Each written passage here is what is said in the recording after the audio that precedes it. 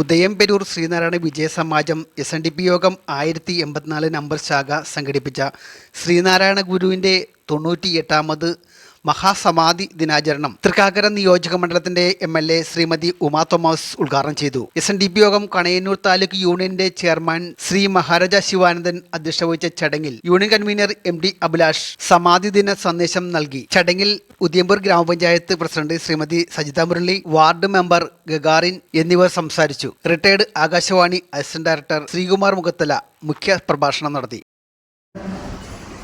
98ാമത് സമാധി ദിനമായ ഇന്ന് ഇവിടെ വന്ന് ഉദ്ഘാടനം ചെയ്യണം എന്ന് പറഞ്ഞപ്പോൾ PT തോമസ് ഇവിടെ വന്ന കാര്യങ്ങളൊക്കെ എനിക്കറിയാം. അത് ഇന്ന് സമാധി ദിനമാണ്. നമ്മൾക്ക് ഇതിൻ്റെ പ്രത്യേകിച്ച് ആനുകാലിക ദിവസങ്ങളിൽ നാടൊട്ടുക്കും ജാതീയമായിട്ട് വേർതിരിവ് കണ്ടുകൊണ്ടിരിക്കുന്ന ഒരവസ്ഥയിലേക്ക് മാറിക്കൊണ്ടിരിക്കുകയാണ്. അത്തരം ചിന്തയില്ലാതിരുന്ന ഒരു ജാതി, ഒരു മതം, ഒരു ദൈവം, മനുഷ്യന് എന്ന് പറഞ്ഞ ഗുരുവിൻ്റെ വാക്കുകൾ അന്വർത്ഥമാക്കുന്ന രീതിയിൽ ജീവിക്കാൻ നമുക്ക് എവർക്കും കഴിയണം. ഒരു കൂട്ടായ്മ, നമ്മൾക്കൊരു എല്ലാവരും ഒത്തുചേർന്ന് പോകുന്ന ഒരു ജീവിതം ഇവിടെ ഉണ്ടാവാൻ, സമാധാനം ഉണ്ടാവാൻ, നമ്മളുടെ നാടിൻ്റെ നന്മയ്ക്ക് വേണ്ടിയിട്ട് അത്തരം രീതിയിൽ ഗുരുവിൻ്റെ വചനങ്ങൾ അക്ഷരാർത്ഥത്തിൽ അനുസരിച്ച് മുന്നോട്ട് പോകാൻ സാധിക്കണം എന്നാണ് എനിക്ക് പറയാനുള്ളത്. PT ഗുരുവിൻ്റെ PTക്ക് ഗുരു വലിയൊരു വഴികാട്ടിയായിരുന്നു. PT ഗുരുവിൻ്റെ പാത പിന്തുടർന്നുകൊണ്ട് തന്നെ പലപ്പോഴും ഒരുപാട് പുസ്തകങ്ങൾ വായിച്ചിട്ടുണ്ട്.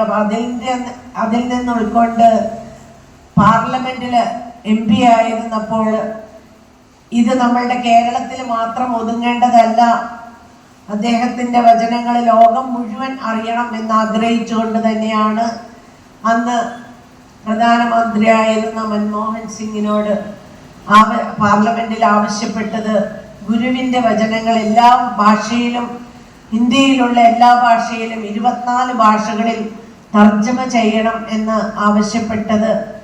അത് അനുവദിക്കുകയും ചെയ്തു എന്ന് മാത്രമല്ല, നിലവിൽ 14 ഭാഷകളിൽ അത് തർജ്ജമ ചെയ്യപ്പെട്ട് പ്രസിദ്ധീകരിച്ചു കഴിഞ്ഞു. ഇന്നിവിടെ സമാധി ദിനം ആചരിക്കുന്നത് പോലെ തന്നെ എൻ്റെ മണ്ഡലത്തിലും 2-3 പരിപാടികളിൽ എനിക്ക് പങ്കെടുക്കേണ്ടതുണ്ട്.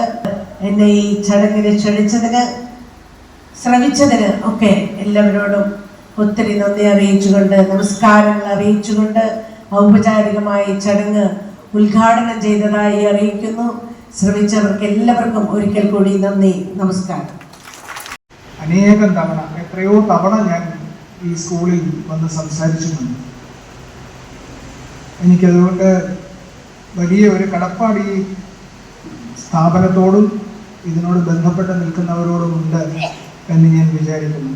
മാത്രമല്ല, കളങ്കരഹിതമായിട്ടുള്ള വലിയ സ്നേഹം എനിക്ക് എല്ലാ സമയത്തും ഇവിടെ നിന്ന് ലഭിച്ചിട്ടുണ്ട്.